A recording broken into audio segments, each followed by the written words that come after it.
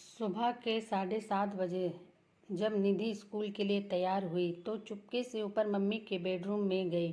धीरे से डोर सरकाया तो देखा कि सारा सामान बिखरा पड़ा था। नीचे ड्राइंग रूम में आई। पापा सोफे पर बेसुध सो रहे थे। अपने रूम में आकर उसने अपनी गुल्लक में से 50 रुपये निकाल कर पॉकेट में रख लिए। बैग उठाकर स्कूल बस पकड़ने के लिए निकलने लगी तो सरोज आई। बोली, निधि बेटा, आलू का पराठा बनाया है, खा लो। निधि ने मायूस नज़रों से सरोज आंटी को देखा और बोली, नहीं आंटी, भूख नहीं है। सरोज ने ज़बरदस्ती टिफ़िन उसके बैग में डाला। निधि स्कूल के लिए निकल गई। सरोज सोचने लगी, बेचारी छोटी बच्ची साहब और मेम साहब के रोज़ के लड़ाई झगड़े से इस 13 साल की उम्र में कितनी बड़ी हो गई है।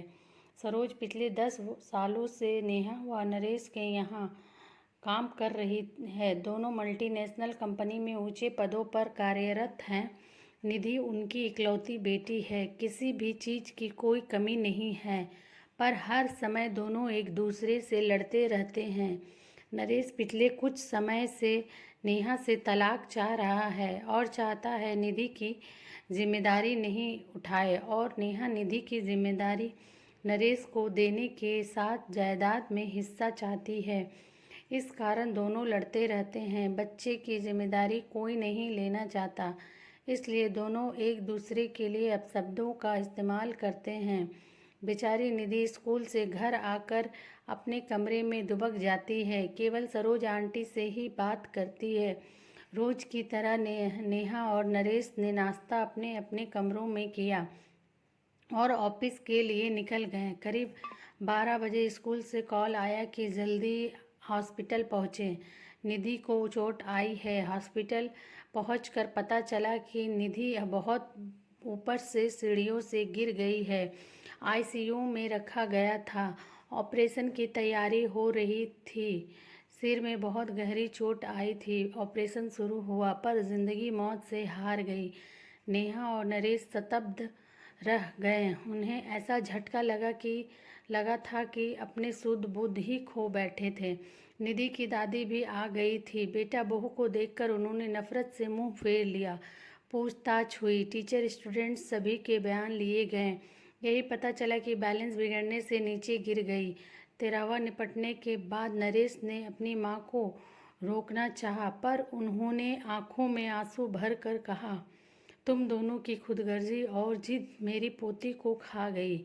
मैं उसे अपने साथ ले जाना चाहती थी, पर तुम दोनों ने उसे अपने अहम का मोहरा बना कर उसकी जान ले ली।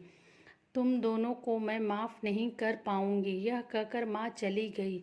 सरोज तब से सदमे में थी। फिर उसने जैसे तैसे होश संभाला।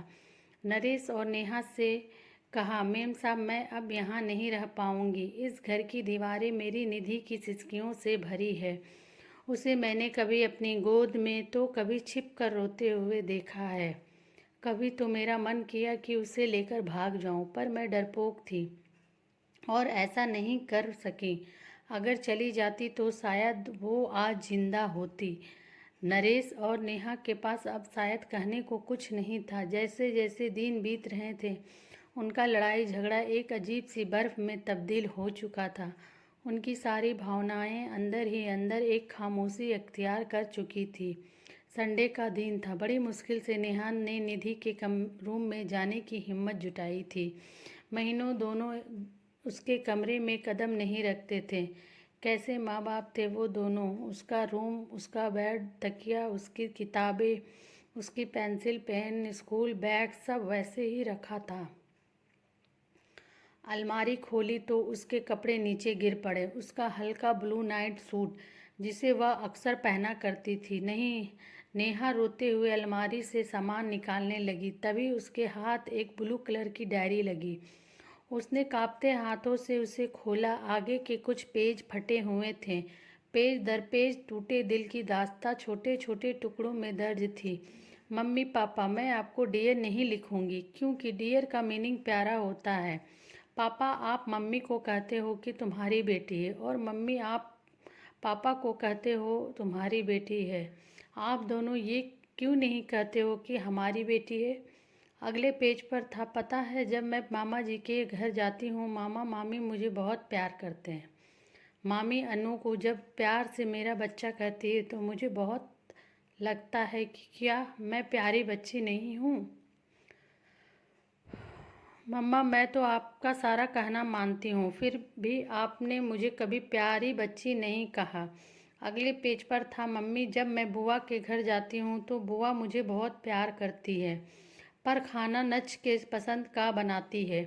मम्मा मुझे भी राजमा बहुत पसंद है, मैंने कहा था कि आप बनाओ, पर आपने कहा मुझे मत तंग किया करो, जाओ जो खाना है सरोज आंटी को बोला करो। पता है मम्मा मैंने राजमा खाना छोड़ दिया है, अब मन नहीं करता। अगले पेज पर था, पापा मैं आपके साथ आइसक्रीम खाने जाना चाहती थी, पर आपने कहा आपके पास फालतू चीज़ों के लिए टाइम नहीं है। पापा जब चीनू मासी और मौसा जी मुझे और विपुल को आइसक्रीम खाने ले जा सकते हैं तो फिर वो क्यों नहीं कहते कि ये सब फालतू चीज़ें हैं। पता है मम्मी मैं अपने घर से दूर जाना चाहती हूँ, जहाँ मुझे ये ना सुनाई दे कि निधि को मैं नहीं रखूँगी, जहाँ पापा के चिल्लाने की आवाज़ ना सुनाई दे। पापा अगर मैं बड़ी होती तो मैं आप दोनों को कभी परेशान नहीं करती, मैं खुद ही चली जाती। मैं तो आप दोनों से बहुत प्यार करती हूँ।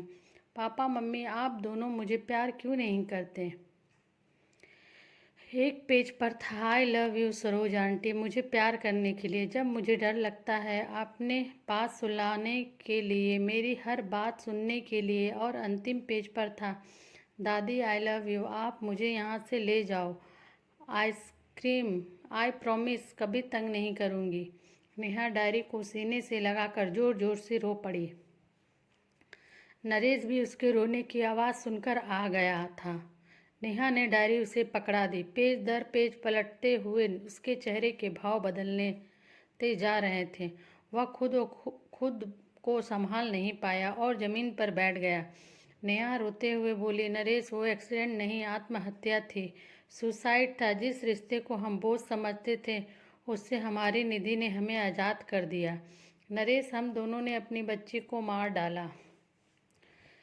नरेश फूट फूट कर रो पड़ा। ये कहानी हर उस घर की है जहाँ माँ बाप बच्चों के सामने लड़ते हैं, तोड़ या घर टूट कर बिखरते हैं, और उसका सबसे बड़ा खामियाजा बच्चे भरते हैं। अगर आप अच्छी परवरिश नहीं दे सकते तो आपको बच्चों को जन्म देने का कोई अधिकार नहीं है। अच्छी परवरिश रुपये पैसे सुख सुविधाओं से नहीं होती।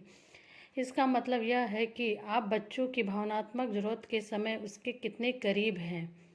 तो प्लीज़ आपको कहानी अच्छी लगी लाइक शेयर सब्सक्राइब ज़रूर करें और लोगों तक पहुँचाएं।